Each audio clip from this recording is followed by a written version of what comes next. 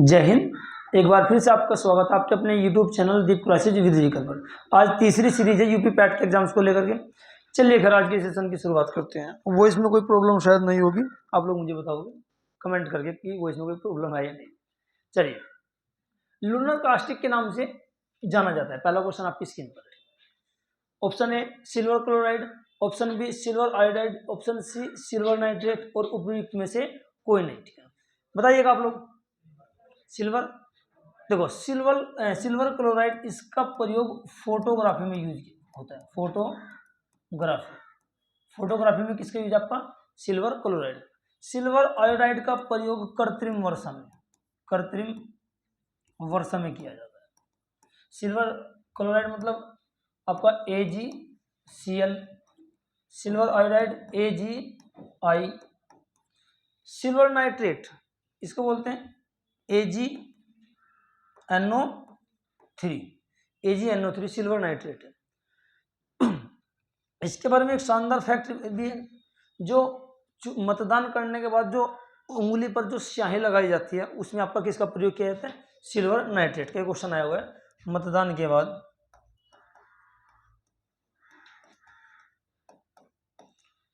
जो स्याही लगती है या इंक लगती है, इंक इसी की लगाई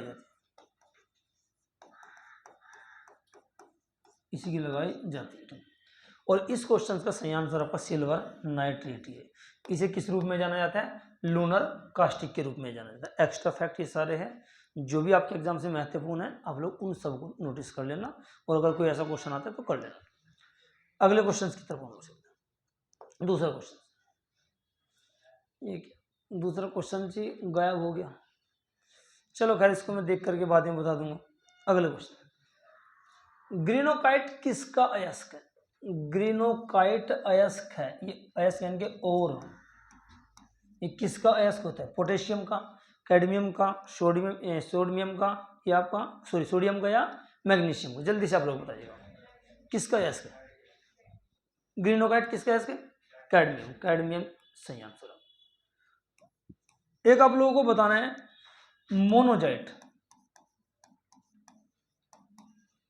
मोनोजाइट किसका अयस्क है? थोरियम का। किसका जी आपका? थोरियम। क्वेश्चन एक आएगा कि मोनोजाइट सबसे ज्यादा किस राज्य में होता है आपका? केरल में। किसमें जी? केरल में। तो इस क्वेश्चन का आप लोग ध्यान रखना। चलिए अच्छा, सोडियम के बाद इसका आंसर तो आपका कैडमियम। सोडियम के बारे में कह सकते हैं हम लोग, एक तो से केरोसिन में रखा जाता है। केरोसिन मतलब मिट्टी का तेल, केरोसिन में रखा जाता है। एक इसको पनीर की तरह काटा जा सकता है, पनीर की तरह मुलायम होती है, आप कह सकते हो। एक सवाल आपके एग्जाम में आया होगा कि वह कौन सी धातु है जिसे पनीर की तरह काटा जा सकता है? ये बहुत सॉफ्ट है, बहुत मुलायम है, तो कौन सी आपकी है? सोडियम। चलिए खैर आगे की तरफ कौन? गन मेटल मिश्र धातु के अवयव। गन मेटल किस किस का बना होता है? ऑप्शन ए में क्या है आपके सामने दिया हुआ है? तांबा जिंक निकेल। ऑप्शन बी में तांबा सीसा टिन। ऑप्शन सी में तांबा जिंक और टिन। ऑप्शन डी है तांबा जिंक और लोहा। ऑप्शन ए, बी, सी या डी? आंसर क्या है? ए, बी, सी या डी? सी।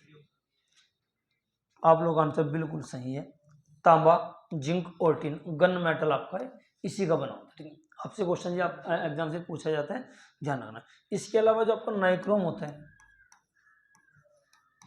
नाइक्रोम का जो तार होता है उसमें क्या क्या होते हैं आपका? क्रोमियम,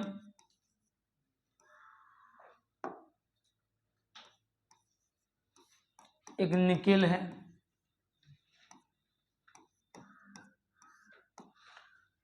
एक आपका आयरन है,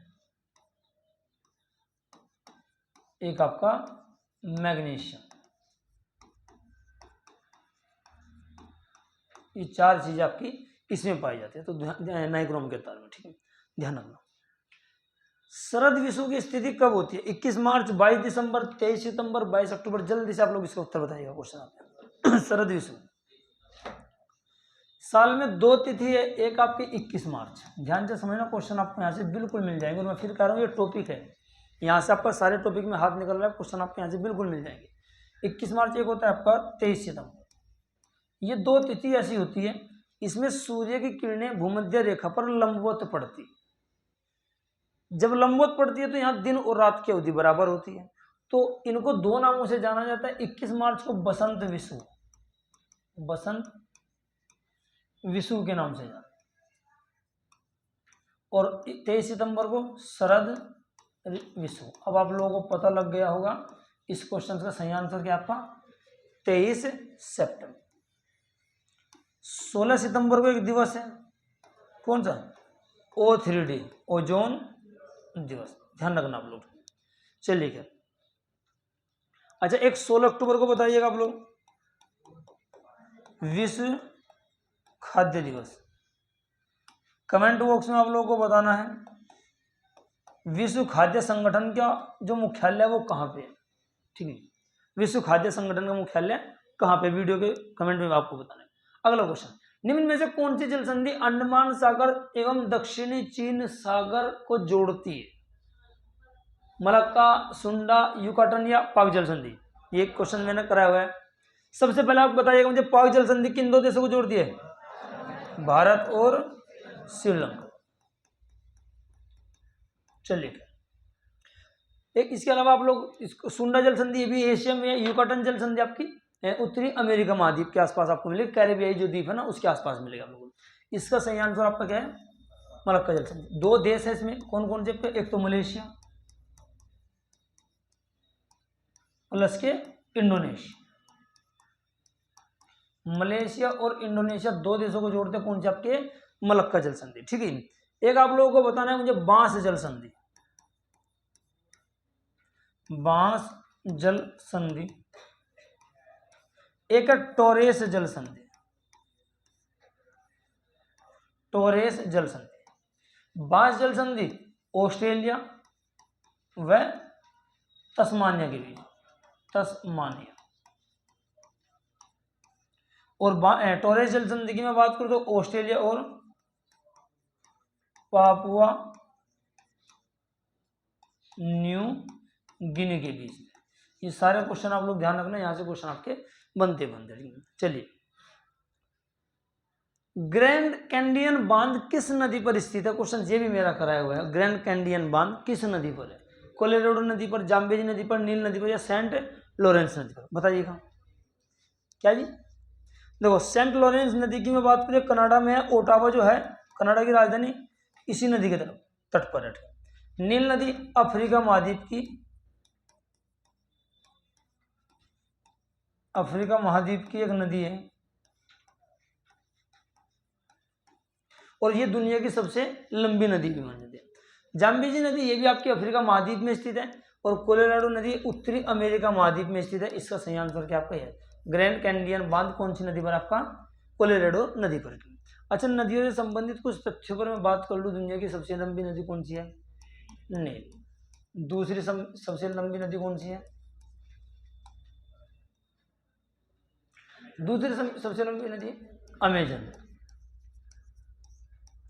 तीसरी आपकी यांग सिटियांग। चौथी आपकी मिसिसिपी, मिसोरी। पूरा नदी तंत्र बाकी आप लोग मिसिसिपी को खाली रख सकते हो, ठीक है, मिसिसिपी नदी। और पांचवी कौन सी आपकी, हवांग हो नदी। ये दुनिया की 5 नदी है जो सबसे लंबी नदी है। अगर आपसे क्वेश्चन बनने लगे कि दुनिया की सबसे बड़ी नदी कौन सी है, बड़ी का मतलब होता है क्षेत्रफल, जिसका अपवाह तंत्र सबसे बड़ा है, तो उसमें कौन सी आपकी है, अमेजन नदी सबसे बड़ी है। बाकी इसके अलावा अगर हम बात करें तो सबसे लंबी नदी कौन सी है, नील नदी का जो उद्गम स्थल है ये अफ्रीका महाद्वीप की एक झील है विक्टोरिया। कौन सी झील, विक्टोरिया झील। विक्टोरिया झील 3 देशों के बॉर्डर पर है, कोई बताएगा कौन कौन सी, एक तंजानिया, एक है केन्या और एक आपकी युगांडा। इन 3 देशों के बॉर्डर पर कौन सी झील आपकी, विक्टोरिया झील है। और अफ्रीका महाद्वीप की सबसे बड़ी झील कौन सी आपकी है, विक्टोरिया झील। तंजानिया की राजधानी डोडोमा। हो सकता है आपके एग्जाम से यहां से क्वेश्चन है। केन्या की राजधानी नैरोबी। मैंने कल एक क्वेश्चन आप लोगों से कमेंट बॉक्स में पूछा था, परसों शायद पूछा था, संयुक्त राष्ट्र पर्यावरण कार्यक्रम, इसका जो मुख्यालय कहाँ पे आपको, नैरोबी। युगांडा की राजधानी कंपाला। ये बेसिक से क्वेश्चन आप लोग इनका ध्यान रखना। हवांगो नदी चीन की नदी है और चीन का शोक इसे ही कहा जाता है। इसके अलावा इसे पीली नदी के नाम से भी जाना जाता है, येलो रिवर। पीली नदी के नाम से किसको जाना जाता है, हवांगो। यांगसिटियांग की मैं बात करूँ, आपकी चीन की ही है और एशिया महाद्वीप की है सबसे बड़ी नदी है। एशिया की सबसे बड़ी नदी कौन सी आपकी है, यांगसिटियांग। तो ये कुछ बेसिक से क्वेश्चन है। ये दक्षिण अमेरिका महाद्वीप के हैं, दक्षिण अमेरिका महाद्वीप के सारे तथ्य आप लोग एग्जाम्स के लिए बहुत महत्वपूर्ण है ये। अच्छा, एक सवाल और भी है, नील नदी की देन किसको कहा जाता है, मिस्र को। नील नदी की देन किसको कहा जाता है, मिस्र। मिस्र का पुराना नाम एक तो इजिप्ट है, इसका आप लोग ध्यान रखना। साथ ही साथ अगर हम लोग बात करें तो सब दुनिया में सबसे पुराना जो ध्वज है किसका है, आपका मिस्र का। ये आपका ध्वज सबसे पुराना है, किस देश का ध्वज सबसे पुराना है, किसका है, ये आपका मिस्र का। हो रहा है क्या कुछ, अच्छा ऊपर से कटा हुआ है सचिन, देखिए ठीक है भाई। तो ये आप लोग, ये बेसिक से सारे क्वेश्चन आप लोग इनको सबको नोटिस करना। अगला क्वेश्चन आपकी स्क्रीन पर है, जी हाँ, 8वां क्वेश्चन। निम्न में से कौन एक प्रशांत महासागर की, एक मिनट रुकिएगा, ठीक है, बस चलिए। निम्न में से कौन एक प्रशांत महासागर की ठंडी जलधारा नहीं है, ठीक है। तो प्रशांत महासागर की ठंडी जलधारा नहीं है, पेरुवियन धारा, कैलिफोर्निया धारा, अलास्का धारा और आपका क्यूरेल की धारा। मतलब कहने का यह, इन जलधाराओं में से 3 ठंडी जलधारा, एक इनमें ठंडी नहीं है, गर्म जलधारा। तो आप लोग बताइएगा कौन सी है, पेरुवियन, कैलिफोर्निया, अलास्का या आपका क्यूरेल। अलास्का की जो जलधारा है वो आपकी गर्म जलधारा है, बाकी तीनों की तीनों प्रशांत महासागर की ठंडी जलधारा है। साथ साथ आप लोगों ने सुना होगा सुशीमा, ये भी आपकी क्या है, गर्म जलधारा का उदाहरण आपका। एक एल नीनो का नाम सुना होगा, एल नीनो की जलधारा, ये भी आपकी कैसी है, गर्म जलधारा। बाकी ठंडी जलधारा में एक आपका ये भी है, ये भी है और आपका ये भी है, लेकिन इस क्वेश्चन का राइट आंसर क्या है आपका, अलास्का की जलधारा, ठीक है। अच्छा, प्रशांत महासागर दुनिया का सबसे बड़ा महासागर है, इसकी आकृति ओ आकार की, कैसी है जी, ओ आकार की, ठीक है। इसका सबसे गहरा स्थान मेरियाना गर्त है या मेरियाना ट्रेंच के नाम से इसको जानते हैं। 11,033 मीटर, ये लगभग 11.033 किलोमीटर इसकी गहराई है। मीटर में देखें तो 11,033 मीटर है। चलिए अगला क्वेश्चन, भारतीय मानक समय रेखा निम्न में से किस राज्य से होकर गुजरती है, ओडिशा, झारखंड, तेलंगाना या ए और बी दोनों। कौन सा जी, ए और बी दोनों। आप लोगों का आंसर गलत है, दोबारा बताइएगा, ओडिशा, झारखंड, तेलंगाना या ए और बी दोनों। भारत में जो मानक समय है प्रिय बंधु, एक तो 82.5 डिग्री पूर्वी देशांतर की बात है, और ये भारत के 5 राज्यों से गुजरते हैं। कितने राज्य हैं, 5। कौन कौन से हैं उनको थोड़ा सा देखना। एक आपका उत्तर प्रदेश, इसके बाद ये आपका एमपी मध्य प्रदेश में चल जाते हैं, इसके बाद कुछ हिस्सा इसका छत्तीसगढ़ में, इसके बाद ये ओडिशा और उसके बाद ये आंध्र प्रदेश। तो उत्तर प्रदेश, मध्य प्रदेश, छत्तीसगढ़, ओडिशा और आपका आंध्र प्रदेश, ये 5 राज्यों से गुजरते। क्वेश्चन आपसे पूछा गया था भारतीय मानक समय रेखा निम्न में से किस राज्य से होकर गुजरती है। तो इसका आंसर झारखंड बिल्कुल नहीं है, तेलंगाना बिल्कुल नहीं है, ए और बी बिल्कुल नहीं है, तो आंसर क्या है इसका, ओडिशा। जल्दबाजी में आप लोग क्वेश्चन करके फीलिंग में आप लोग इसकी बैठे, ठीक है। इसके अलावा 82.5 पूर्वी देशांतर है, ये इलाहाबाद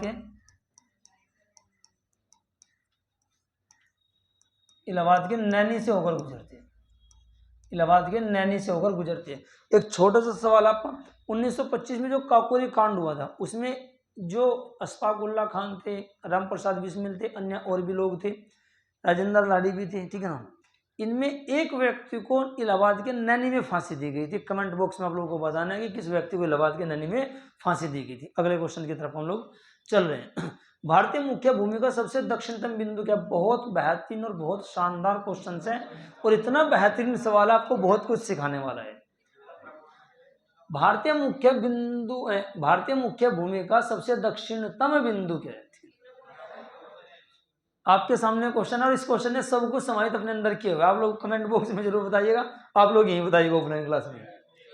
इंदिरा पॉइंट देखो समझिएगा, 1 मिनट के लिए मैं सारी बातों पर चर्चा कर दूं। भारत की जो स्थिति है, भारत का सबसे उत्तरी बिंदु क्या कहलाता है? इंदिरा कोल। इंदिरा कोल। सबसे दक्षिणी बिंदु कहलाता है इंदिरा पॉइंट। सबसे पूर्वी बिंदु वालांगू अथवा इसी का नाम है कीबातू। ये कहाँ है आपका? अरुणाचल प्रदेश में। और सबसे ये पूर्वी है तो पश्चिमी कौन सा? सरकरीक अथवा इसी का नाम है गौर माता। ये भारत के 4 बिंदु। अब आपसे कभी एक सवाल बने कि भारत का दक्षिणतम बिंदु कौन सा है, तो आप इंदिरा पॉइंट बताओगे। इसका विस्तार आपका 6 डिग्री और 4 मिनट से आपका शुरू होता है। भारत का सबसे, यहां तक नहीं दिख रहा है, बिल्कुल भी नहीं दिख रहा है, थोड़ा सा कट रहा है, चलो कोई बात नहीं।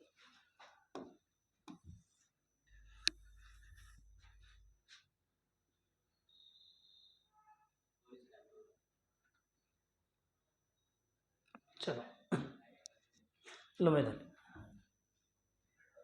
एक मिनट रुक जाओ, चुप बोलो।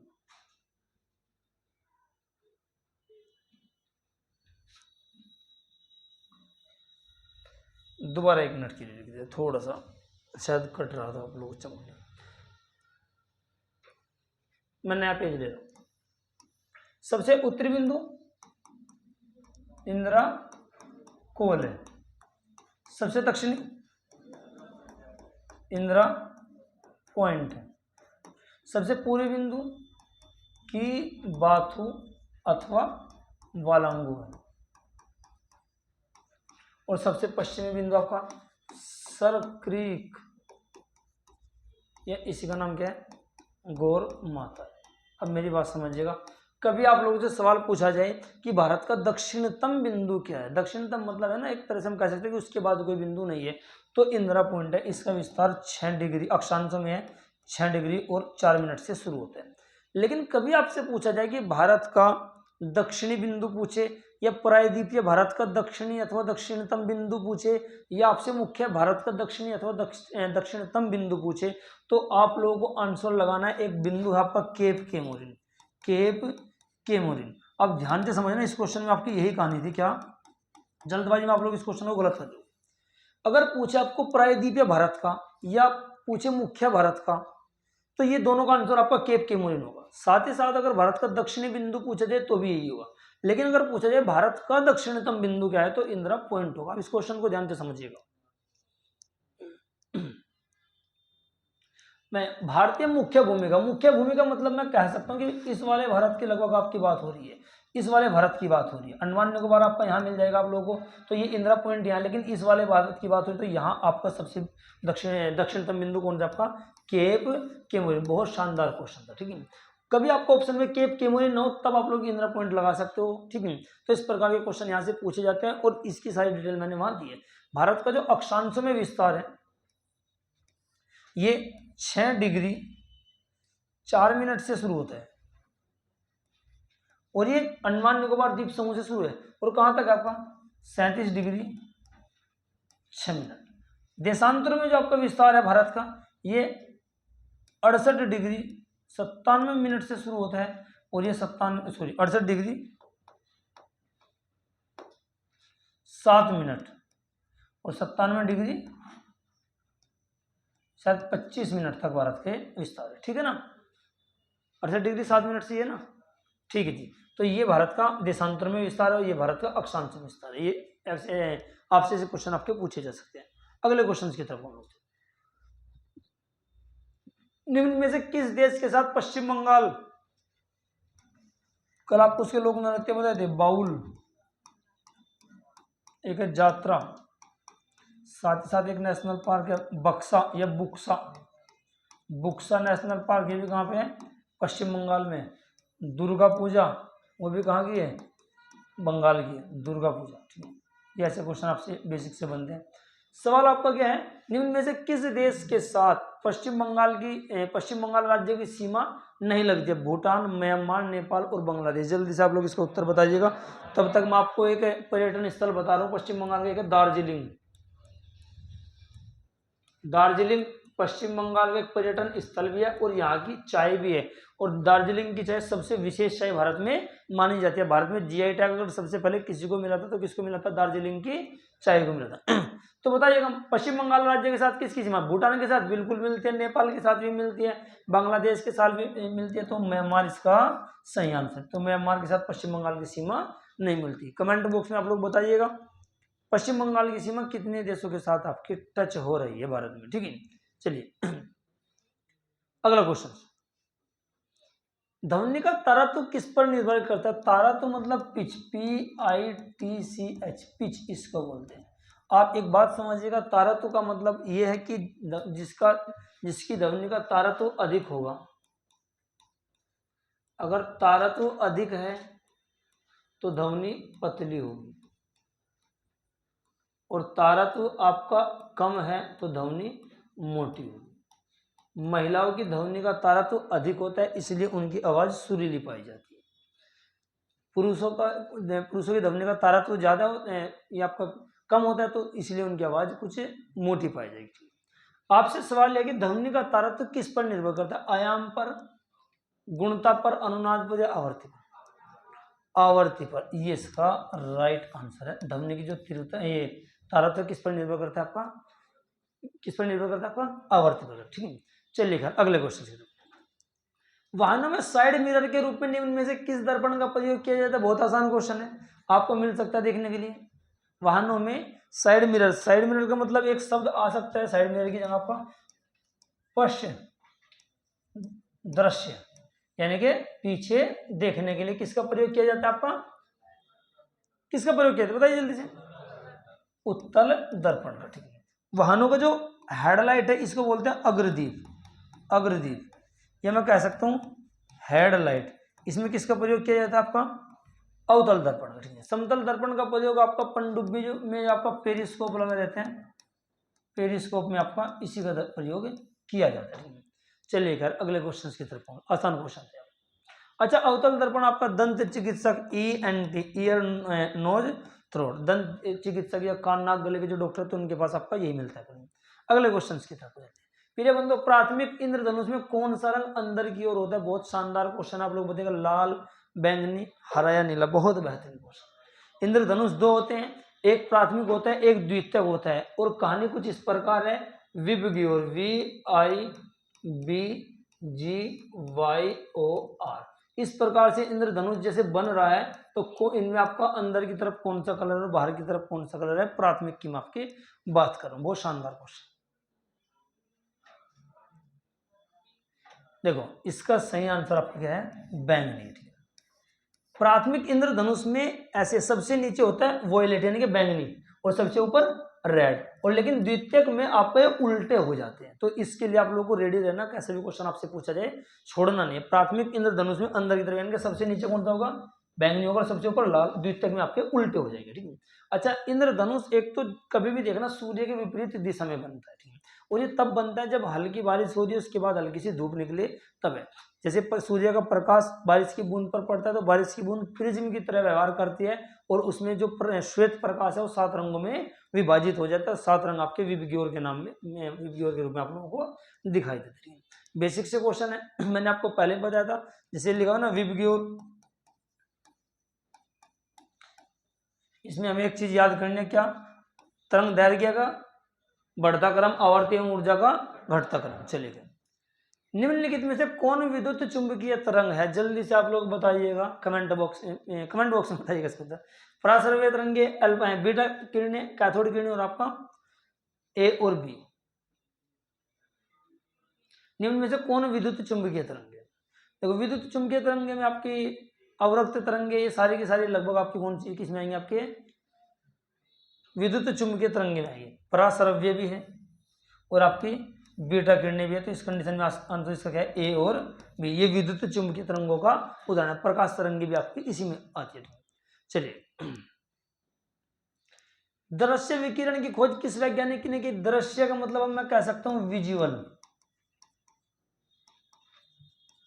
विजुअल रेज, दृश्य तरंगे, दृश्य किरणों की खोज किस वैज्ञानिक के द्वारा की गई? जल्दी से आप लोग बताइएगा। मार्कोनी, हर्शेल, लिटर और न्यूटन। राइट आंसर क्या है आपका? न्यूटन। ये तीनों के तीनों वैज्ञानिक आपके किसी तरंगों की खोज से संबंधित है। आप लोग इनको नोटिस करना, ये होमवर्क आप लोगों के लिए। इन्होंने कौन कौन सी तरंगों की खोज की है? एक व्यक्ति ने, एक वैज्ञानिक ने अवरक्त तरंगों की है, एक ने अलग की है, एक ने अलग। तो आप लोगों को बताना है एक्स किरणों की खोज वगैरह सारी चीज आपको इन तीन ऑप्शन में बतानी है। ये कमेंट बॉक्स में बताइएगा आप लोग ऑफलाइन क्लास में अपने रजिस्टर में लिखिए। संविधान के अनुच्छेद 1 के अंतर्गत union of state, union of state मतलब राज्यों का संघ, राज्यों का संघ में निम्न में से कौन सम्मिलित है? ऑप्शन ए है केवल राज्य, ऑप्शन बी है केंद्र शासित प्रदेश, ऑप्शन सी है राज्य और केंद्र शासित प्रदेश, ऑप्शन डी है संपूर्ण भारतीय क्षेत्र। बहुत बेहतरीन क्वेश्चन है, आप इस क्वेश्चन के बारे में जल्दी से बताइएगा। ऑप्शन ए, बी, सी या डी, उत्तर क्या हो सकते हैं? जल्दी, हाँ जी, अंदर जाइएगा, अंदर जाइए, हाँ जी बताइएगा। संविधान के अनुच्छेद 1 में क्या लिखा हुआ है? ऑप्शन ए, बी, सी या डी? सी। गलत है आप लोगों का आंसर, केवल राज्य शब्द है। अनुच्छेद नंबर 1 में बताया गया है इंडिया दैट इज भारत, राज्यों के समूह के बजाय राज्यों का एक संघ होगा। यहाँ केंद्र शासित प्रदेशों का नहीं, यहाँ जो संघ है आपका किसका है? आपका राज्य का। चूंकि केंद्र शासित प्रदेश तो है ही सेंट्रल गवर्नमेंट के, नहीं समझे? केंद्र शासित प्रदेश तो केंद्र के द्वारा ही शासित होने वाले प्रदेश है। यहाँ समूह की बात है, संघ की बात है, यानी कि इसमें लिखा हुआ है कि कोई भी राज्य चाहकर भी भारत संघ से अलग नहीं हो सकता। तो राज्यों की बात है, ठीक है। इसमें केवल स्टेट की बात की गई है। अगर मैं बात करूं यूनियन टेरिटरी, तो यूनियन टेरिटरी तो ऑलरेडी संघ का एक हिस्सा है, अभिन्न हिस्सा है। संघ है ही आपका यूनियन टेरिटरी ग्रुप में जाना जाता है। तो इसका आंसर आपका केवल राज्य। बहुत बेहतरीन क्वेश्चन है। चलिए, फिर संविधान के किस भाग को भारत का मैग्ना कार्टा की संज्ञा दी गई? जल्दी से आप लोग बताइएगा। भाग 4, भाग 5, भाग 4 का क्या है और भाग 3? आसान क्वेश्चन है, सबको बताओगे क्या है? भाग 4, 5, 4 का क्या है? भाग 3।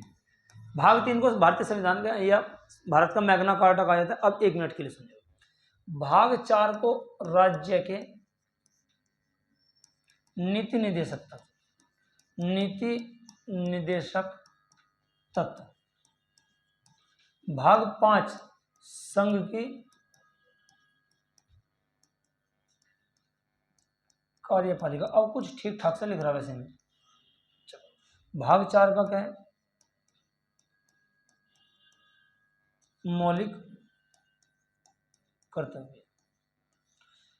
मौलिक कर्तव्य भारतीय संविधान में सरदार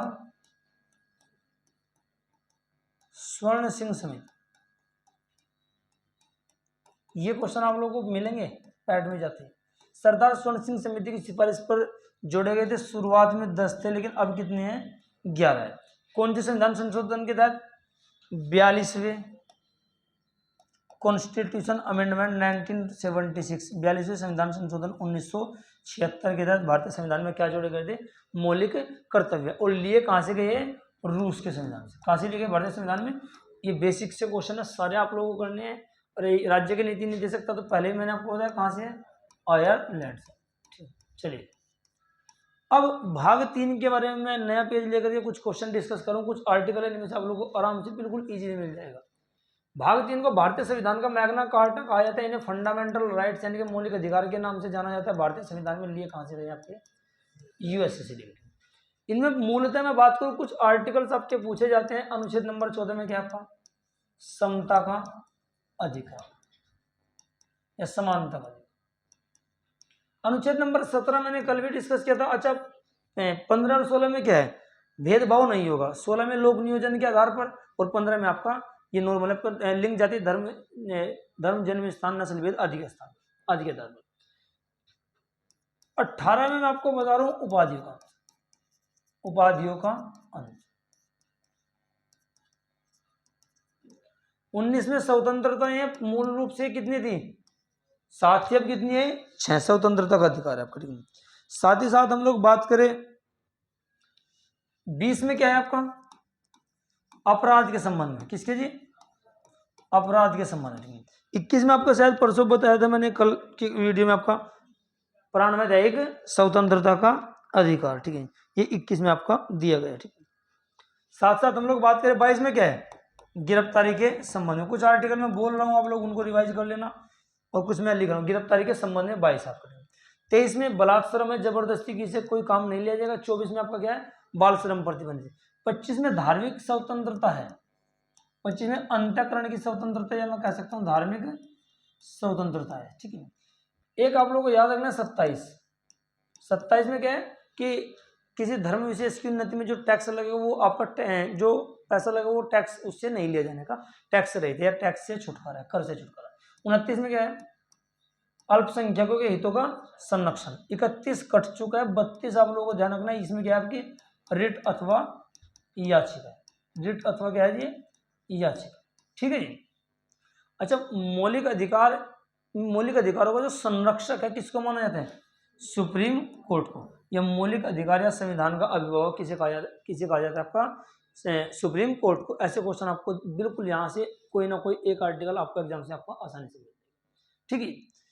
मौलिक अधिकारों को परिवर्तित या इनको बदलने की जो शक्ति हो संसद में नहीं थे, इसके अलावा इनको कोई बदल नहीं सकता, ठीक है मेरे भाई। चलिए, संसदीय प्रणाली में शून्यकाल किस देश की देन है? बहुत शानदार क्वेश्चन है। शून्यकाल एक देश की देन है, और ये 1962 से चली आ रही व्यवस्था है। 1962 से चली आ रही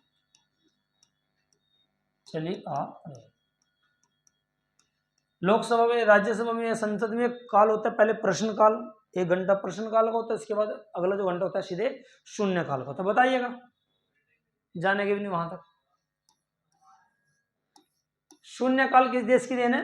भारत की देन है, ठीक है। इस क्वेश्चन का ध्यान रखना। 1962 से व्यवस्था चली आ रही है, भारत की देन आपका शून्यकाल माना जाता है। चलिए, अच्छा, ब्रिटेन से भारतीय संविधान में क्या लिया गया है? संसदीय व्यवस्था। अमेरिका से एक तो महाभियोग है। राष्ट्रपति का पद है। राष्ट्रपति का पद अमेरिका से। निर्वाचन की प्रक्रिया आयरलैंड से, राष्ट्रपति का पद।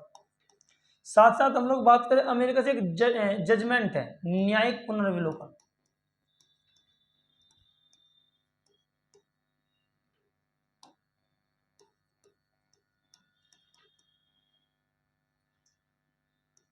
न्यायिक पुनर्विलोकन।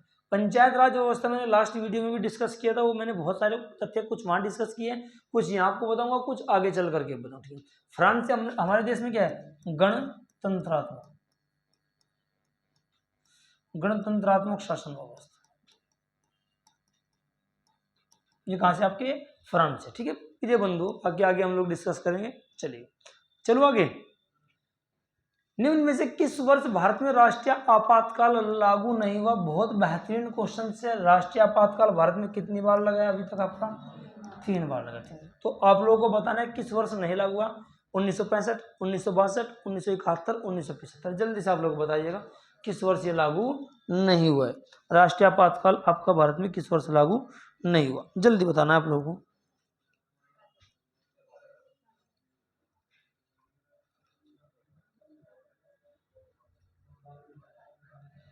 बता रहे हो या नहीं बताते? 1965, 1962, 1971, 75। आप लोग क्या बता रहे हो? 1965 सही आंसर है। राष्ट्रीय आपातकाल भारत में 3 बार लगा है। 1962 में लगा था, 65 तक आपको वही रहा था, क्योंकि भारत पाकिस्तान के साथ युद्ध था। दूसरा 1971, और तीसरा 1975। राष्ट्रीय आपातकाल कब लगता है इसके बारे में, चलो आपातकाल के बारे में थोड़ा सा बात कर लें हम लोग। आपातकाल यानी कि इमरजेंसी। अगर हम लोग नॉर्मली बात करें तो भारतीय संविधान में 1935 के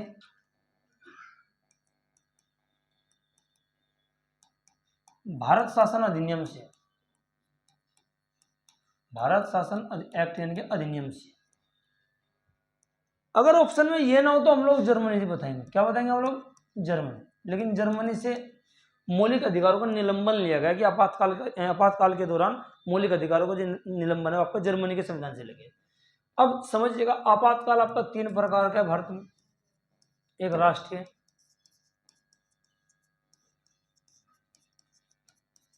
आपातकाल, एक आपका राज्यों में आपातकाल, और एक होता है आपका वित्तीय आपातकाल। अंडर आर्टिकल 352 352 में राष्ट्रीय आपातकाल है, राज्य में आपातकाल वो 356 में समाहित किया गया है, और आपका ये वित्तीय आपातकाल 360 में। अब एक चीज आप लोग समझना, राष्ट्रीय आपातकाल भारत में 3 बार लगा है, मैंने आपको पहले बताया। राज्य में आपातकाल बहुत बार लग चुका है, सबसे पहले आपके पंजाब में लगा था, सबसे ज्यादा बार उत्तर प्रदेश में आपके लगा हुआ है। वित्तीय आपातकाल आज तक भारत में एक बार भी नहीं लगा, और ये अवधारणा हमने वित्तीय आपातकाल की कहाँ से ली है? अमेरिका के संविधान से। अब यहाँ से कुछ क्वेश्चन बनते हैं कि जो राष्ट्रीय आपातकाल है इसको लगाने के कितने एक तरह से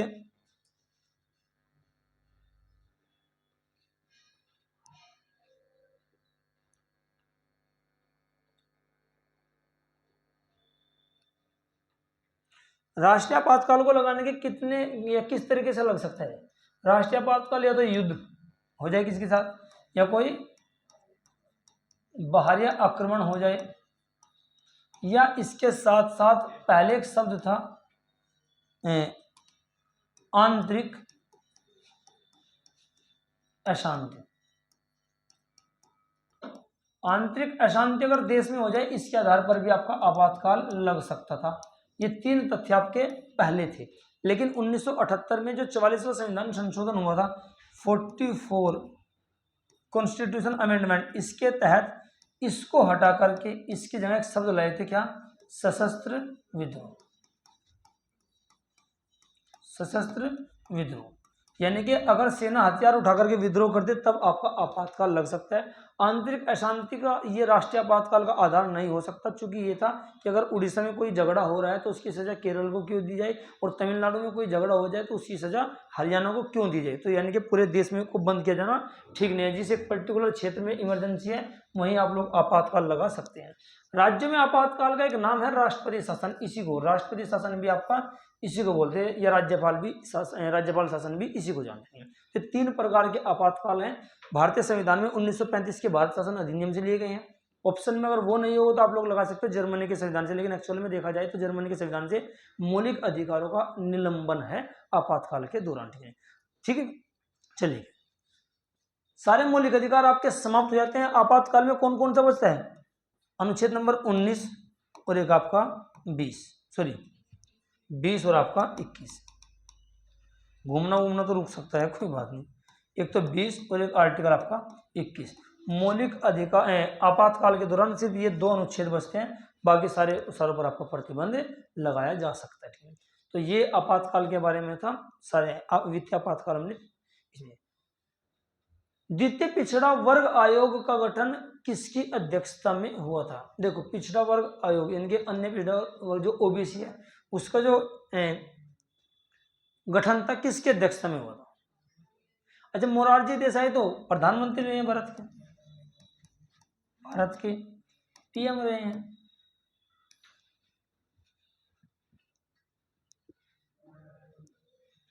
सही आंसर आपका बीपी सिंह।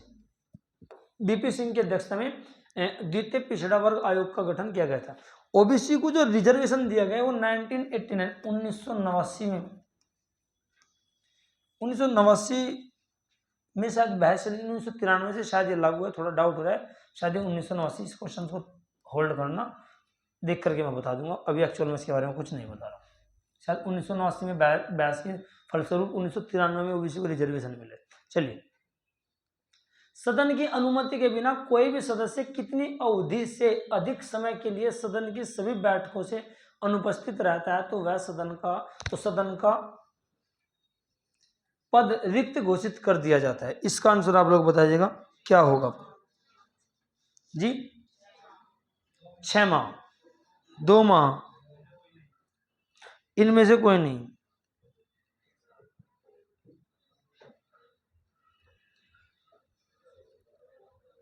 कोई सदस्य आंसर बताइएगा। सदन में अगर कोई व्यक्ति लगातार 60 दिन अनुपस्थित रहता है तो उसकी सदस्यता समाप्त कर दी जाती है। तो आंसर क्या आपका 2 माह। ठीक है जी, तो ये आपका 2 मास का राइट आंसर। चलिए, न्यूनतम समर्थन मूल्य, इसको एमएसपी बोलते हैं, मिनिमम सपोर्टिंग प्राइस की अवधारणा किस समिति द्वारा दी गई थी? बहुत शानदार क्वेश्चन, बहुत शानदार। विमल जालान आपका, ये आपका शायद कर व्यवस्था से संबंधित है। बताइएगा आप लोग, एमएसपी की अवधारणा किस समिति द्वारा दी गई थी? ये रंगराजन समिति, शायद सॉरी, रंगराजन समिति आपकी गरीबी से संबंधित है। किससे जी? गरीबी बहुआयाम से संबंधित। इस क्वेश्चन का आंसर लक्ष्मीकांत झा समिति। ठीक है। एमएसपी जो जारी किया गया ये कृषि एवं विपणन या कृषि एवं लागत,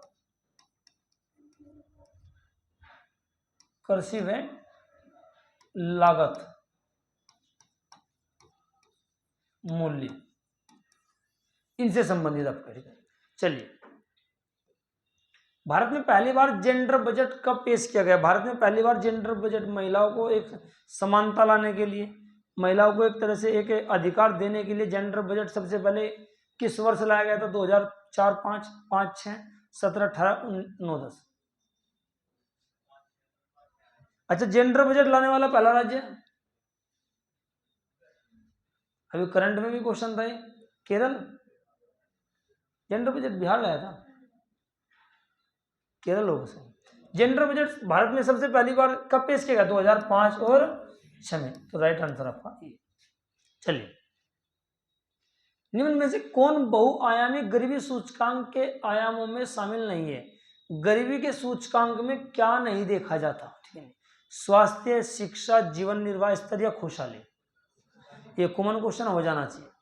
स्वास्थ्य भी देखा जाता है, शिक्षा भी देखी जाती है, जीवन निर्वाह स्तर भी देखा जाता है, खुशहाली, अगर कोई व्यक्ति खुशहाल होगा तो ये कोई एक ऐसा हिस्सा नहीं है जिससे गरीबी का जो आपका आयाम है वो जांचा जाए। अगला क्वेश्चन, गुप्त संवत की शुरुआत किसके द्वारा की गई थी? सबसे पहले गुप्त संवत या गुप्त वंश की स्थापना किसने की थी? गुप्त वंश की स्थापना में एक नाम आता है श्रीगुप्त, अगर ऑप्शन में ये नहीं रहेंगे तो घटोत्कच, घटोत्कच। लेकिन गुप्त संवत, या एक तरह से हम मानते हैं कि जो वास्तविकता में चीजों को मोड़ दिया है वो किसने दिया है? चंद्रगुप्त प्रथम ने। इनकी एक उपाधि थी महाराजा, महाराजा धीराज। किसकी उपाधि थी? चंद्रगुप्त प्रथम की थी। इन्होंने लिच्छवी की जो राजकुमारी थी कुमार देवी से विवाह किया था।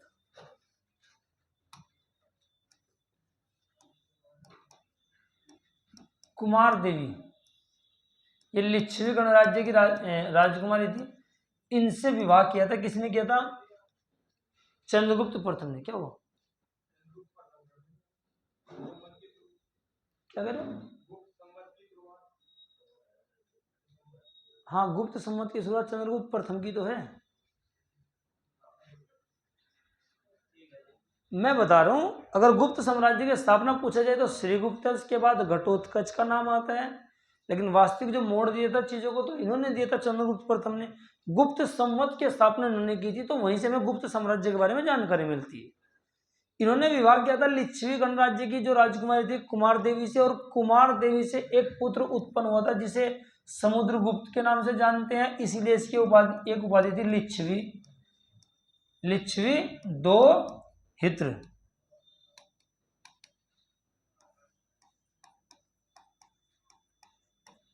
लिच्छवी दोहित्र के नाम से किसको जानते हैं? समुद्रगुप्त। तो इस क्वेश्चन का आंसर तो चंद्रगुप्त प्रथम है, लेकिन एक उपाधि, अच्छा समुद्रगुप्त की एक उपाधि और भी है, भारत का नेपोलियन। किसने कहा है? Vincent Arthur Smith. इसने क्या कहा है? भारत का नेपोलियन। इनकी एक पुस्तक थी, कौन सी? The early history of India. बहुत बेहतरीन बेहतरीन क्वेश्चन आपके सामने मैं ला रहा हूँ। वीडियो को लाइक कीजिएगा, वीडियो को शेयर कीजिएगा और ज़्यादा से ज़्यादा चैनल को ना मतलब सब्सक्राइब कराइएगा आप अन्य लोगों से भी, ठीक है। चलिए, चंद्रगुप्त द्वितीय, इनकी एक उपाधि थी क्या? विक्रमादित्य। विक्रमादित्य। इनके बारे में कुछ तथ्य लिख लीजिएगा। चंद्रगुप्त द्वितीय, चंद्रगुप्त सेकंड, इनकी एक उपाधि मैंने आपको क्या बताई? विक्रमादित्य। प्राचीन भारत में या प्राचीन समय में सबसे पहले नवरत्न किसके दरबार में थे? इन्हीं के दरबार में। एक व्यक्ति थे इनके दरबार में, कौन? कालिदास। उनकी बहुत प्रमुख प्रमुख कुछ पुस्तकें हैं। मेघदूतम है, रघुवंशम है, कुमार संभव है, मालविकाग्निमित्रम है, विक्रमोर्वशी और आपका ऋतु संहार है। ये कुछ पुस्तकें इनके। साथ ही साथ इनके जो दरबारी चिकित्सक थे उनका नाम है धन्वंतरी। धन्वंतरी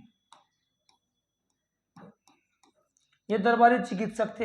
एक अन्य चिकित्सक सुश्रुत थे। ये इनके दरबारी चिकित्सक तो नहीं थे, लेकिन भारत में शल्य चिकित्सा का जनक सुश्रुत को माना जाता है। एक युद्ध में चंद्रगुप्त द्वितीय की नाक फूट गई थी, उनका इलाज उस नाक का इलाज इन्होंने किया था। तो शल्य चिकित्सा के जनक भारत में सुश्रुत को माना जाता है, ठीक है। इस सर वराह मिहिर ये सब इन्हीं के दरबार में थे। बहुत महत्वपूर्ण जो लोग थे इनके दरबार में रहा करते थे, ठीक है। चंद्रगुप्त द्वितीय की एक उपाधि और थी शकारी। शकों को पराजित करने के बाद इन्हें क्या कहा गया? आपका शकारी की उपाधि इन्होंने धारण की, ठीक है। चलिए, इनके बड़े भाई रामगुप्त थे, इनकी शादी ध्रुव स्वामिनी से हुई थी। नेक्स्ट क्वेश्चन की तरफ को चलते हैं। पहले पिछले को देखिएगा, ये लगभग सारी चीज आपको छोड़ना कुछ नहीं है। एग्जाम से क्वेश्चन मिलेंगे आप लोगों को, बहुत अच्छे तरीके से क्वेश्चन मिलेंगे, बहुत ज्यादा डिटेल में आप लोगों को लेकर के चल रहा हूँ। कुतुबुद्दीन ऐबक की राजधानी कहाँ थी? कुतुबुद्दीन ऐबक ने एक वंश की स्थापना की थी जिसे कहा गया गुलाम वंश। दिल्ली सल्तनत का संस्थापक इसे कहा जाता है, लेकिन इसकी राजधानी क्या थी? लाहौर। तो इस क्वेश्चन का राइट आंसर लाहौर है। दिल्ली को राजधानी लाने वाला था इल्तुतमिश, और इसीलिए दिल्ली सल्तनत का वास्तविक संस्थापक, the real founder of Delhi सल्तनत एज नोन एज इल्तुतमिश, इसको जाना जाता है, ठीक है मेरे भाई। तो इसका आप लोग ध्यान रखना। अजमेर में अजमेर में आपका एक कुव्वत 2.5 दिन का झोपड़ा, 2.5 दिन का झोपड़ा किसने बनवाया था? आपके कुतुबुद्दीन ऐबक ने। इसके अलावा भारत में पहली इस्लामिक मस्जिद कौन सी मानी जाती है? कुव्वत उल इस्लाम, वो भी किसने बनवाई थी? आपकी कुतुबुद्दीन ऐबक ने। वैसे भारत में पहली मस्जिद जो आपके चेरामन मस्जिद के नाम से जाना जाता है। अगर वो ऑप्शन में ना हो तो आप लोग यहाँ जा सकते हो। इसकी उपाधि थी लाख बख्श। लाख बख्श, लाखों का दान करने वाला, ठीक है। इसकी उपाधि हातिम द्वितीय भी थी, चंद्रमा का देवता अन्य के नाम भी इसको कहा गया है। कुतुबुद्दीन ऐबक की मृत्यु चौगान यानी कि पोलो खेलते वक्त घोड़े से गिर करके हो गई थी, ठीक है। तो बेसिक से क्वेश्चन है। इसकी राजधानी क्या हुआ करती थी? आपकी लाहौर थी, ठीक है। चलिए खैर अगले क्वेश्चन से। अच्छा, किसका गुलाम था? मोहम्मद गोरी का। अलाई दरवाजा अथवा कुश्क ए शिकार, इसे एक नाम और भी बोलते हैं कुश्क ए सीरी। इसका निर्माण किसके द्वारा किया गया था? इल्तुतमिश, बलबन, अलाउद्दीन खिलजी, मोहम्मद बिन तुगलक। कुछ तथ्य मैं आप लोगों से डिस्कस कर लूं, इस क्वेश्चन का आंसर बाद में देखेंगे। इल्तुतमिश मंगोलों का सबसे पहले आक्रमण, मंगोलों का सर्वप्रथम आक्रमण प्रिय बंधुओं इसी के शासनकाल में था। एक नाम था, एक आक्रमणकारी था जिसका नाम है चंगेज खान। चंगेज खान सबसे पहले इसी के शासनकाल में मांग बढ़ने का पीछा करते करते आया था। बाद में बलबन की कुछ नीति थी एक तो। अच्छा, इल्तुतमिश के बारे में एक तथ्य और बहुत है। एक आप लोगों का नाम है तुर्क-ए-चालीसा। तुर्क-ए-चालीसा का गठन, ये 40 स्पेशल तुर्क सरदार थे, उनका एक तरह से गठन किया, उनका एक समूह था। बलबन ने तुर्क-ए-चालीसा को समाप्त किया। एक्स्ट्रा फैक्ट मैं आपको बता रहा हूँ, इस क्वेश्चन का आंसर बाद में बताऊंगा, पहले और समझिए। साथ ही साथ हम बात करें बलबन की एक नीति थी, लौह एवं रक्त की नीति। लौह एवं रक्त की नीति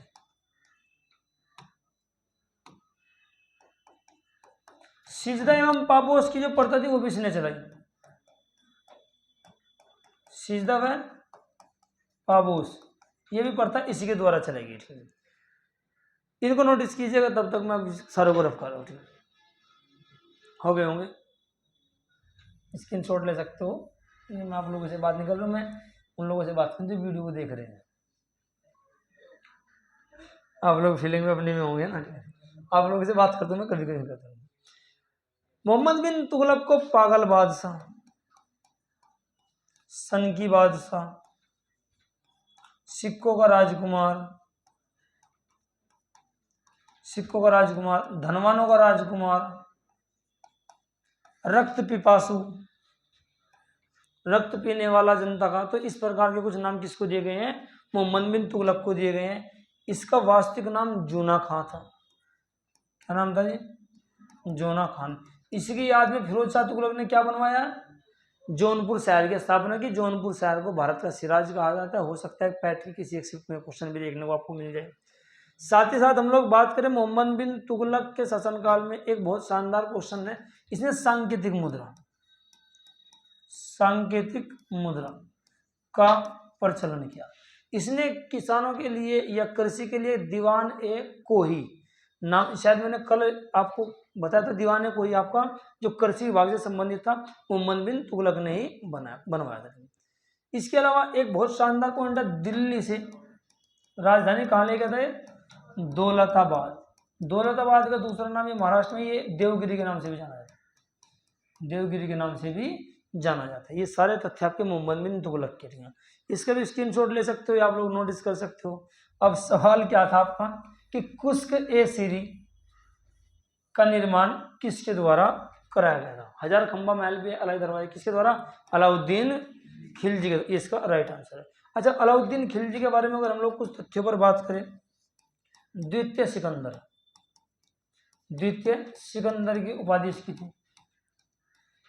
साथ ही साथ बात करें घोड़ों को दागने की प्रथा, घोड़ों को दागने की प्रथा, सैनिकों का हुलिया लिखने की प्रथा, सैनिकों का हुलिया लिखने की प्रथा,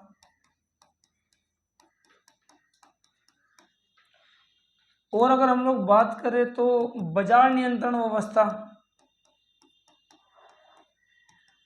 बाजार नियंत्रण व्यवस्था, ये सारे के सारे तथ्य किससे संबंधित हैं? अलाउद्दीन खिलजी से। अलाउद्दीन खिलजी का जो एक इसका सेनापति था जिसको कहा जाता है मलिक काफूर, इसे गुजरात विजय के बाद 1000 स्वर्ण दिनार में खरीदा था, इसलिए इसका नाम और भी 1000 दिनार। क्या नाम है जी? 1000 दिनार के नाम से भी इसको जाना जाता है। अलाउद्दीन खिलजी से संबंध है।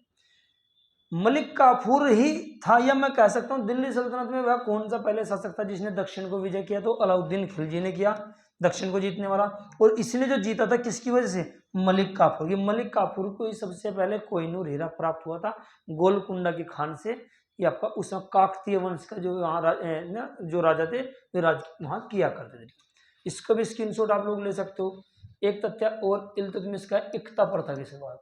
इक्ता प्रथा, पहले सैनिकों को वेतन नहीं दिया जाता था, उनके बदले में जमीन दे दी जाती थी। सैनिकों को नगद वेतन की व्यवस्था भी कौन लाया है? अलाउद्दीन खिलजी लाया। ठीक है जी, चलिए अगले क्वेश्चन की तरफ।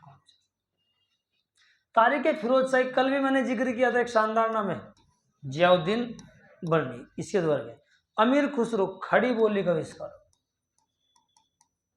और हाँ, अमीर खुसरो किसका, चलो यहां बताऊंगा, खड़ी बोली का आविष्कार।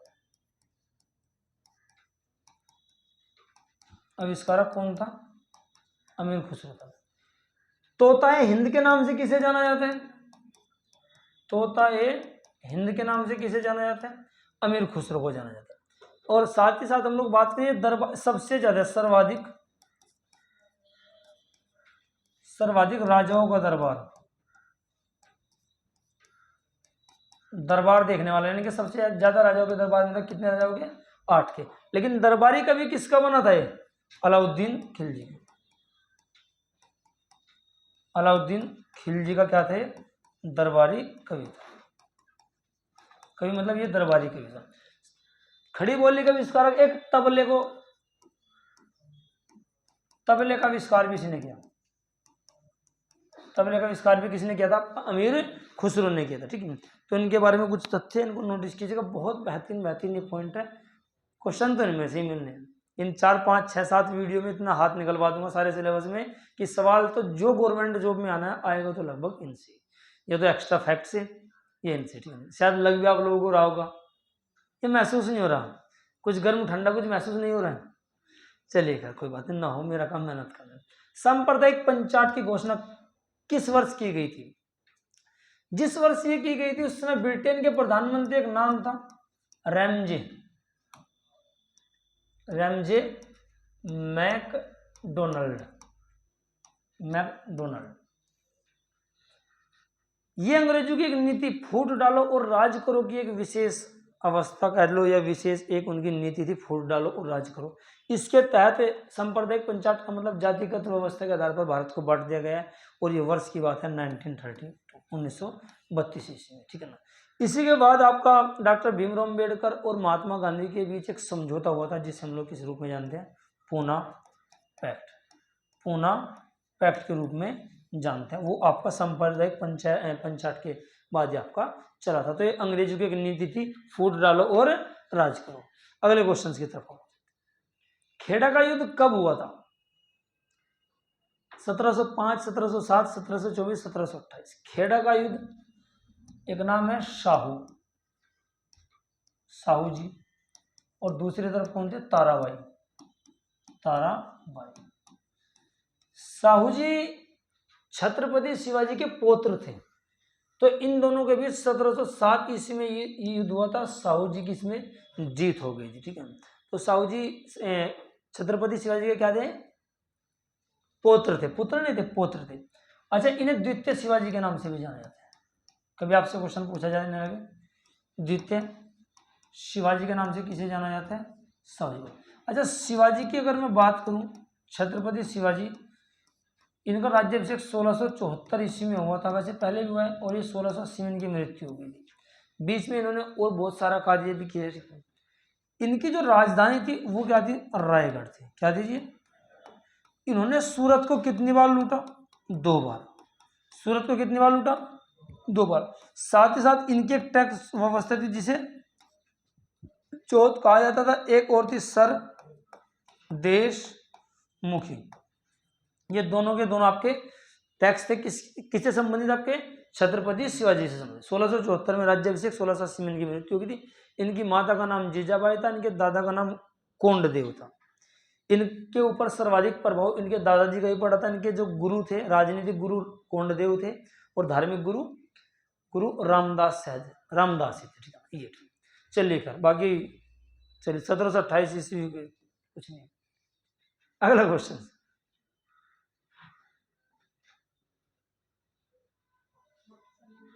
कहाँ बैठी? कहाँ पे? अच्छा जी, इसने गड़बड़ कर रखी। अभी तो कौन गड़बड़ क्या है? क्लोरोफिल में पाया जाने, ऑपरेटर ये बन गई थी हमारे। क्लोरोफिल में पाया जाने वाला धातु कौन सा? सभी को पता होगा। क्लोरोफिल में क्या पाया जाता है? मैग्नीशियम। क्या पाया जाता है जी? मैग्नीशियम। ये सही है। कहीं मुझे 1 मिनट,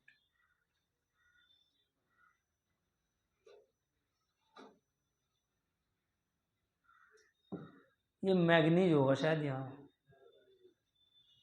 ये नहीं है ना, सॉरी। हाँ जी, नाइक्रोम में क्रोमियम, निकिल, आयरन, और एक आपका क्या है? मैग्नीज है। सॉरी, इसको करेक्शन कर लेना, वीडियो में एडिट तो नहीं हो पाएगा, आप लोग भी बाद में लिखना। ये मैग्नीज तो है ना? अरे सही है ना? हाँ जी, अब आइएगा। चलिए, क्लोरोफिल में पाए जाने वाला धातु कौन था आपका? मैग्नीशियम है। ठीक है जी। अच्छा, लोहा, ये आपको कल बताया था, पालक में भी पाए जाते हैं। ठीक है, इसके अलावा सेब, सेब में भी आपका लोह तो यानी कि आयरन आपका पाया जाता है। चलिएगा, तिरवलनी कपाट ट्राइकस्पिड वाल्व निम्न में से कहाँ पाए जाते हैं? दाएं अलिंद और दाएं बाएं अलिंद के बीच, दाएं अलिंद एवं दाएं नीला के बीच, बाएं अलिंद एवं बाएं नीला के बीच, और दाएं अलिंद एवं बाएं नीला के बीच। Auricle and ventricle, left auricle and left ventricle, right auricle and right ventricle, ठीक है। Left auricle and right ventricle और left auricle and left ventricle and right auricle किसके बीच में पाई जाती है? तिरवलनी कपाट ट्राइकस्पिड वाल्व किसके बीच में? दाएं अलिंद एवं दाएं नीला के बीच में। मानव वर्धक कितने कोष्ठ में होता है? 4 कोष्ठ। कितने में जी? 4 कोष्ठ में। ये बेसिक से कुछ क्वेश्चन है, इनका भी आप लोग 4 कोष्ठ होते हैं, इनका ध्यान रखना। तिरवलनी कपाट। चलिए, मस्तिष्क का कौन सा भाग शरीर का संतुलन बनाए रखता है एवं ऐच्छिक पेशियों के संकुचन पर नियंत्रित करता है? एक सवाल आया हुआ है, हार्ट यानी कि हृदय में कैसी पेशी है? हृदय में कैसी पेशियां पाई जाती है? ऐच्छिक या अनैच्छिक? ऐच्छिक या अनैच्छिक? अनैच्छिक पेशियां, यानी कि अनकंट्रोल्ड है। अनैच्छिक पेशी आपकी यहाँ पाई जाएगी हृदय में। अब बताइएगा, मस्तिष्क का कौन सा भाग शरीर का संतुलन बनाए रखता है एवं ऐच्छिक पेशियों के संकुचन पर नियंत्रित करता है? सेरेब्रम, सेरेबेलम, हाइपोथैलेमस, मेरुरज्जु। कौन सा जी? सेरेबेलम इसका राइट आंसर। हाइपोथैलेमस एक ग्रंथि है, ये ऐसी ग्रंथि एक तो मानव शरीर का ताप नियंत्रित करते है। क्या करती है? ताप नियंत्रित करती है। और ये किसको कंट्रोल करती है? मास्टर ग्रंथि को भी आपकी यही नियंत्रित करती है। मैं पेज ले रहा हूं, कुछ बात कर लेता हूं। अगर मैं बात करूं सबसे बड़ी ग्रंथि तो कौन सी मानव शरीर की? यकृत अथवा लीवर के रूप में। सबसे अगर मैं छोटी की बात करूं तो कौन सी आपकी? पीयूष ग्रंथि। पीयूष ग्रंथि के कुछ नाम मैं बोल रहा हूं, आप लोग नोटिस कर लेना। पिट्यूटरी ग्रंथि, मास्टर ग्रंथि, चाबी ग्रंथि, ताला ग्रंथि, छठ इंद्रिय, सभी ग्रंथियों की ग्रंथि। सारे नाम किसके? आपके पीयूष ग्रंथि के, पिट्यूटरी ग्लैंड के नाम से इसको जानते हैं। सारी जितनी भी बॉडी की ग्रंथि है, बॉडी को पूरी को कंट्रोल आपकी ये मास्टर ग्रंथि कहते हैं, इसलिए इसको मास्टर ग्रंथि भी कहा जाता है। अच्छा, एक पूछा जाए आपकी मिश्रित ग्रंथि का उदाहरण, क्योंकि ग्रंथि आपकी 3 प्रकार की, एक अंतःस्रावी, एक बहिर्स्रावी, एक आपकी मिश्रित। तो मिश्रित ग्रंथि कौन सी है आपका? पैनक्रियाज में कह सकता हूं, अग्नाशय। अग्नाशय इसी को बोलते हैं पैनक्रियाज। पैनक्रियाज के नाम से। पैनक्रियाज में ही आपकी कुछ कोशिकाएं पाई जाती हैं, alpha, beta and gamma. Beta कोशिकाओं से क्या निकलता है? अग्नाशय ग्रंथि में आपके लैंगरहैंस होती है, लैंगरहैंस में कुछ ये कोशिकाएं होती है, कुछ सेल्स होती है। इनमें बीटा कोशिकाओं से क्या निकलता है आपका? इंसुलिन। इंसुलिन नाम का एक हार्मोन निकलता है, और जो बॉडी में किसकी मात्रा को कंट्रोल करता है? शुगर को। अगर इंसुलिन कम निकलेगा तो शुगर की मात्रा बढ़ेगी, फलस्वरूप एक रोग है डायबिटीज, हिंदी में उसको मधुमेह के रूप में हम लोग जानते हैं। इंसुलिन अगर ज्यादा निकलेगा तो एक रोग होता है आपका हाइपोग्लाइसेमिया, आंखों का गोला फूल जाना, ठीक है ना, चिड़चिड़ापन स्वभाव में। जिनको ज्यादा गुस्सा आता है वो उनकी आंखों का गोला किस प्रकार फूला रहा है? इंसुलिन की कमी। थोड़ी बहुत ही जलेबी खाया कीजिए। इसके साथ साथ हम लोग बात करें कौन सी ग्रंथि है जो आपकी अस्थायी है? अस्थायी ग्रंथि कौन सी है? थाइमस। कौन सी जी? थाइमस। और ये गुलाबी रंग की ग्रंथि भी है, गुलाबी रंग की ग्रंथि थाइमस है, और ये अस्थायी भी है। गुलाबी रंग को पसंद करने वाली पीनियल, पीनियल ग्रंथि गुलाबी रंग को पसंद करने वाली है। आप लोग नोटिस कर लेना, बहुत शानदार तथ्य। एक ग्रंथि और भी है जो शरीर में इमरजेंसी का काम रखे, वो सारा दिन लड़ाई की बात करती है बस। एक ग्रंथि कौन सी? एड्रिनल। आपकी बॉडी में डर, भय, जोश, उत्साह, गुस्सा, प्यार, एड्रिनल ग्रंथि। इसे आकस्मिक ग्लैंड यानी कि आकस्मिक ग्रंथि के नाम से भी जाना जाता है। ये एक तो भूरे रंग की ग्रंथि है। कैसी है जी? भूरे रंग की ग्रंथि है, और ये आपकी किडनी के ऊपर स्थित होती है। किडनी के ऊपर आपके स्थित होती है। और जो हमें डर और गुस्सा वगैरह है वो आपका इस ग्रंथि की वजह से है। अच्छा, जो पैनक्रियाज है अग्नाशय मानव शरीर की दूसरी सबसे बड़ी ग्रंथि है, दूसरी सबसे बड़ी ग्रंथि। क्वेश्चन आपसे पूछा जाए सबसे बड़ी ग्रंथि कौन सी, और ऑप्शन में अगर आपके लीवर नहीं होगा तो क्या लगाओगे, अग्नाशय। ठीक है, तो कुछ बेसिक से कुछ पॉइंट थे, यहाँ से कुछ तथ्य अगर आपके एग्जाम में आते हैं तो छोड़ना नहीं। आगे चले, तो इस क्वेश्चन का आंसर क्या था, सेरेबेलम। चलिए, पायरिडॉक्सिन निम्न में से किस विटामिन का रासायनिक नाम है, pyridoxine, vitamin B3, B5, B6 या B7। B7 का नाम है बायोटिन, बायोटिन। B5 का नाम होता है पेंटाथेनिक एसिड, पेंटाथेनिक अम्ल या एसिड। B6 का नाम आपका पायरिडॉक्सिन ही है, पायरिडॉक्सिन। और B3 का नाम नियासिन। तो इस क्वेश्चन का राइट आंसर आपका B6।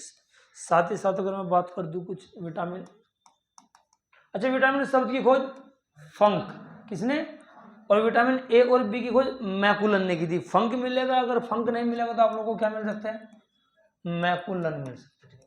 अब इनके मैं रासायनिक नाम लिख रहा हूँ थोड़े से। विटामिन ए का रासायनिक नाम रेटिनोल, रेटिनोल। बी का थायमिन, एक रोग है इसकी कमी से, बेरी। विटामिन सी का एस्कॉर्बिक एसिड, एस्कॉर्बिक अम्ल कह लीजिएगा, एस्कॉर्बिक एसिड कह लीजिएगा। विटामिन डी का कैल्सीफेरॉल, कैल्सीफेरॉल। विटामिन डी का, विटामिन ई का टेकोफेरॉल। विटामिन के फिनोक्विनोन,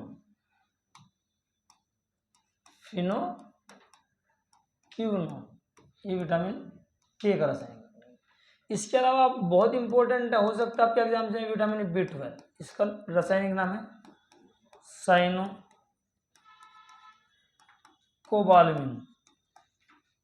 इसकी कमी से एक रोग होता है घातक एनीमिया या रक्तहीनता या खून की कमी। एक सवाल आपसे पूछा जाता है कि किस विटामिन को धात्विक विटामिन कहा जाता है, तो कौन सा आपका B12, क्योंकि इसमें एक धातु है कोबाल्ट, साइनोकोबाल है ना, कोबाल का मतलब कोबाल्ट है, तो धात्विक विटामिन कौन सा आपका B12। तो ये कुछ बेसिक सी थ्योरी थी, आपसे क्वेश्चन पूछा जाए आप लोग। विटामिन ए की कमी से होने वाला रोग रतुंदी है, बी से बेरी, सी से स्कर्वी रोग है, डी से रिकेट्स या ओस्टियोमलेशिया। ठीक है, ई से आपका जनन क्षमता में कमी, के से रक्त का थक्का न जमना, clotting of bloods never. Saint John's निम्न में से किस एक देश की राजधानी है, सेंट जॉन्स। बहुत बेहतरीन क्वेश्चन है। आप लोगों के एग्जाम जैसे वेनेजुएला की राजधानी कराकास है, साइप्रस की निकोसिया, अजरबैजान की बाकू, इनमें से क्वेश्चन मिल जाएगा। हो सकता है यहाँ कुछ कर जाए एग्जाम में। सेंट जॉन्स, जमैका की राजधानी किंगस्टन है, Kingston. Saint John's Costa Rica की राजधानी है, ये आप लोगों को बताना है। होंडुरास और प्यूटोरिको, इन दोनों की राजधानी आपको कमेंट बॉक्स में बतानी है। देखते हैं कितने स्टूडेंट इस क्वेश्चन का आंसर सही बता पाते हैं। इन्हें चूंकि ये दो ऑप्शन आपके समाहित ऐसे किए गए हैं, आपको पता है या नहीं पता, ठीक है, कमेंट बॉक्स में आप लोगों को बताना है। किंगस्टन, उसेन बोल्ट आपके यहीं के निवासी थे, ठीक है। चलिए, राष्ट्रीय वनस्पति अनुसंधान संस्थान कहाँ है, राष्ट्रीय वनस्पति अनुसंधान संस्थान, चेक कीजिएगा एक बार, लखनऊ में सर्च कीजिए, लखनऊ में। देहरादून में क्या है, वन अनुसंधान संस्थान, वन अनुसंधान संस्थान। इसके अलावा लीची अनुसंधान संस्थान, ये भी कहाँ पे आपका, देहरादून में। लखनऊ में मैं और बात करूं, विष अनुसंधान संस्थान, औषधि अनुसंधान संस्थान, ये कहाँ पे आपके, लखनऊ में। तो राष्ट्रीय वनस्पति अनुसंधान संस्थान कहाँ पे आपका, लखनऊ। चलिए, विश्व मौसम विज्ञान संगठन, एक तो इसकी स्थापना 1950 और इसका मुख्यालय कहाँ पे है? Geneva, Switzerland. अच्छा क्वेश्चन है, बेसिक से जाना। 1950 ही है ना इसके स्थापना को, रिसर्च करना। निम्न में से कौन अवध का अंतिम नवाब था? वाजिद अली शाह अवध का अंतिम नवाब था। ठीक है। सादत खां, ये उस समय की बात है जब नादिर शाह ने भारत पर आक्रमण किया।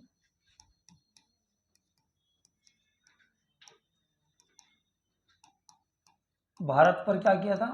आक्रमण किया था। और क्या ले गया था? कोहिनूर हीरा लेकर के गया था। तो उस समय अवध का नवाब कौन था? सादत खां था। बाद में इसने जहर खा करके आत्महत्या कर ली। सुजाउद्दौला भी अवध का नवाब था। ये तीनों अवध के नवाब है, लेकिन ये कब था? जो बक्सर का युद्ध हुआ था, जानते हो? बक्सर के युद्ध के समय अवध का नवाब। कब हुआ था बक्सर का युद्ध? 1764, 22 अक्टूबर 1764 को। चलिए, पूर्ण स्वाधीनता का प्रस्ताव कांग्रेस के किस अधिवेशन में पारित किया गया? कराची का अधिवेशन 1931 का। इसकी अध्यक्षता सरदार पटेल के द्वारा। सरदार पटेल के द्वारा। एक क्वेश्चन बनता है कि मौलिक कर्तव्यों की सबसे पहले मांग भी आपकी यहीं की गई थी, समझिए नहीं? मौलिक कर्तव्यों की सबसे पहले मांग यहाँ की गई थी। लखनऊ अधिवेशन कब हुआ था? 1916 में हुआ था। इसमें मैंने आपको बताया था गरम दल, नरम दल तथा मुस्लिम लीग एक ही मंच पर कार्य करने के लिए तैयार हो गए थे। लाहौर अधिवेशन 1929 का। ये बहुत महत्वपूर्ण क्वेश्चन है, यहाँ से आपको मिलेंगे। इसके अध्यक्ष में बात करूँ, JL नेहरू के द्वारा की गई थी। और इसी अधिवेशन में प्रिय बंधु क्या किया गया था? पूर्ण स्वाधीनता का प्रस्ताव, ये मांग रखी गई थी आपकी। ठीक है। सूरत अधिवेशन 1907 में, कल की वीडियो में हमने डिस्कस किया था। चलिए फिर आगे चलते। बंगाल विभाजन की घोषणा के बाद किसके नेतृत्व में मुसलमानों का एक शिष्टमंडल वायसराय मिंटो से मिला था? देखो, बंगाल विभाजन 1905 में हुआ था और उस समय वायसराय कौन था? करजन था। मुस्लिम लीग की मैं बात करूं, मुस्लिम लीग की जो स्थापना हुई थी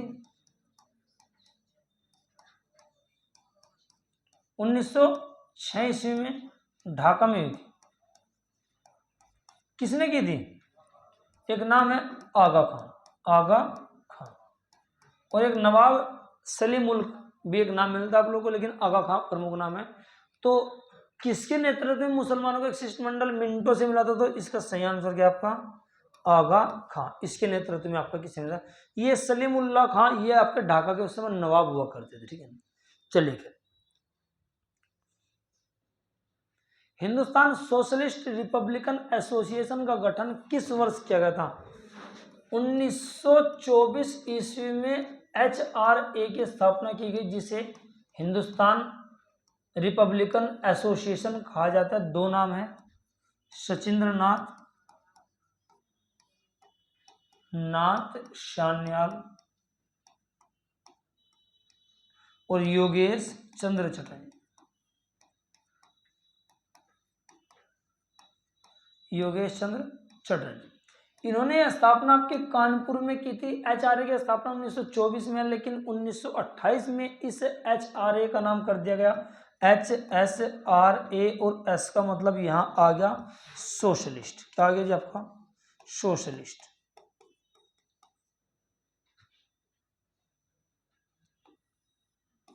क्वेश्चन जी आएगा कि सोशलिस्ट शब्द किसके द्वारा जोड़ा गया? तो एक नाम आएगा आपका चंद्रशेखर आजाद। इनके द्वारा HSRA की स्थापना ये 1928 की बात है, ध्यान रखना। अगर खाली HRA पूछेगा तो 1924 की है। और HSRA ये किया गया था दिल्ली के फिरोज शाह कोटला मैदान में। तो दिल्ली में किया गया था, दिल्ली के फिरोज शाह कोटला में किया गया था। ठीक है। तो HSRA 1928 से चंद्रशेखर आजाद, और HRA सचिंद्र नाथ सान्याल तथा योगेश चंद्र चटर्जी। याद रहेगा? अरे याद रहेगा। चलिए, निम्न में से किस योजना को डिकी बर्ड प्लान के नाम से जाना जाता है? बहुत शानदार योजना है। माउंटबेटन योजना, बेबल योजना, कैबिनेट मिशन योजना है। माउंटबेटन योजना की बात करूं, 2 जून 1947 को लागू हुई थी। इसमें भारत को जब आजाद करने की बात थी तो इसमें 3 प्रस्ताव रखे गए थे। जो भारत में विलय चाहता है भारत में विलय कर सकते हैं, पाकिस्तान में विलय चाहता है, पाकिस्तान में विलय कर सकता है। स्वतंत्र राष्ट्र बनाना चाहता है, स्वतंत्र राष्ट्र बना सकता है। भारत का विभाजन इसी योजना के तहत हुआ, जिसे माउंटबेटन प्लान या माउंटबेटन योजना के नाम से जानते हैं। वेवेल योजना 1944 की, 44 की है ना, 44 की। कैबिनेट मिशन योजना 1946 की। और इनमें से कोई ना, आपको बताना डिकी बर्ड प्लान के नाम से, माउंटबेटन योजना। एक नया नाम आप लोगों को आज देखने को मिल रहा है, डिकी बर्ड प्लान, यानी कि भारत को जो बांटा गया है इसी प्लान के तहत बांटा गया। माउंटबेटन प्लान को आपका इस नाम से जाना है। वेवेल योजना 44 की, 42 की, सर्च करना शायद। वेवेल योजना का, अच्छा एक मिनट, वेवेल योजना 1945 है ना, 1945 की आपकी वेवेल योजना है। और कैबिनेट मिशन आपका 1946 में। चलिए, निम्न में से कौन सा भारत में सबसे बड़ा हड़प्पा कालीन स्थल है? रंगपुर ये गुजरात में है, ध्यान रखना आप लोग। चनहुद्र ये पाकिस्तान में है। धोलावीरा ये भी आपका गुजरात में है, गुजरात में, हाँ जी। और राखीगढ़ी आपके है। हड़प्पा काल में भारत का सबसे बड़ा स्थल कौन सा आपका? राखीगढ़ी। चलिए, किस धर्म का यह मत है कि मोक्ष इस जीवन में भी संभव है, इसे प्राप्त करने के लिए मृत्यु आवश्यक नहीं है, मरना ही जरूरी नहीं है मोक्ष के लिए? एक धर्म का मानना है, जैन धर्म, बौद्ध धर्म, शैव धर्म, ये भी दो।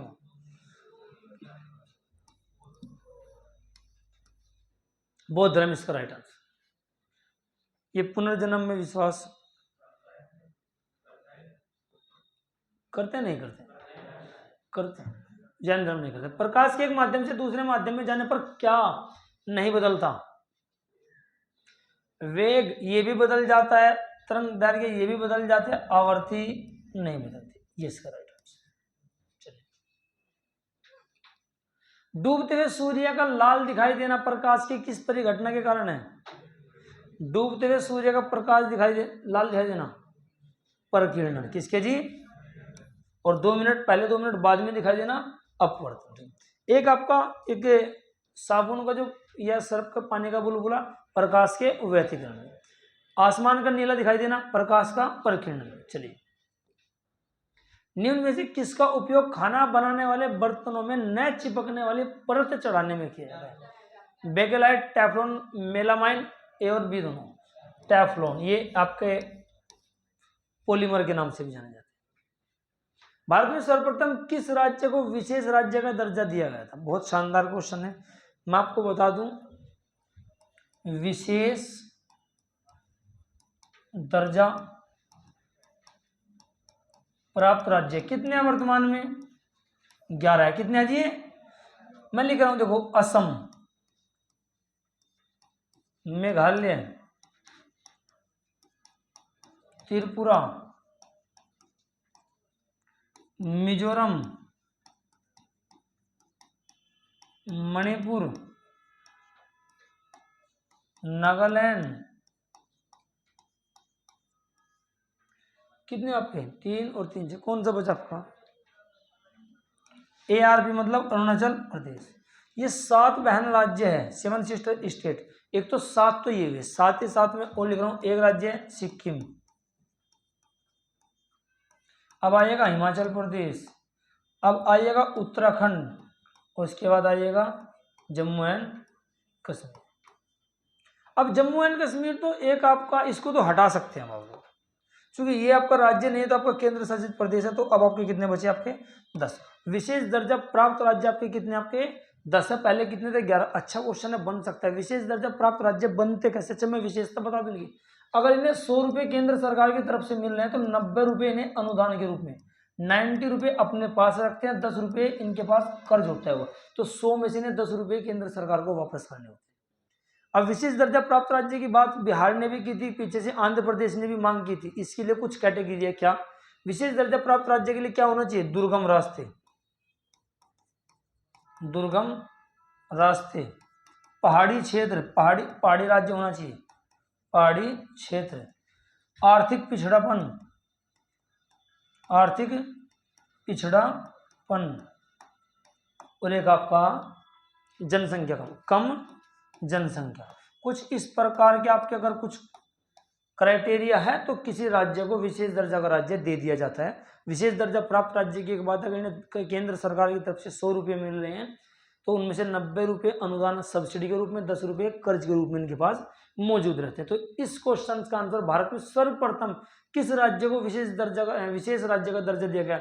नागालैंड भी विशेष राज्य है, असम भी, हिमाचल प्रदेश भी, मिजोरम भी, लेकिन सबसे पहले तो राइट आंसर क्या होगा? असम। विशेष दर्जा देने की जो व्यवस्था 1969 में शुरू हुई थी, महत्वपूर्ण सवाल है। और 1969 में सबसे पहले असम को मिला, उसके बाद मेघालय वगैरह को मिलना शुरू हो गया। तो चलिए चलो आगे, आज की क्लास का लास्ट क्वेश्चन। दल बदल अधिनियम संविधान के किस अनुसूची में वर्णित है? दल बदल अधिनियम किस में आपका? 10वीं अनुसूची में है आपका, ठीक है।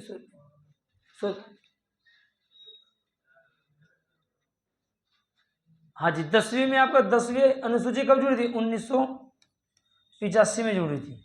कौन सा संविधान संशोधन? 52वां संविधान संशोधन 1985, तल बदल कानून आदर। तो प्रिय बंधुओं, ये आज की क्लास के कुछ क्वेश्चंस थे। अभी आराम से, होपलेस मत होइएगा। आज की क्लास के कुछ महत्वपूर्ण क्वेश्चन थे। इन 50 क्वेश्चन के माध्यम से आपको बहुत सारे क्वेश्चन आपको कराने की कोशिश की गई। वीडियो को आपको शेयर भी काफ़ी अच्छे तरीके से करना है ताकि और लोगों तक भी ये क्वेश्चन आपके पहुंच जाए। बाकी आप लोग ऐसा मत चाहिएगा कभी कंपटीशन सोच लो कि आपको पढ़ा हुआ ज़्यादा आ जाए, वो कंपटीशन का, ठीक है। मेहनत कीजिएगा, ठीक है। आप लोग पढ़ते रहिएगा। मिलते हैं अगली वीडियो में, तब तक के लिए जय।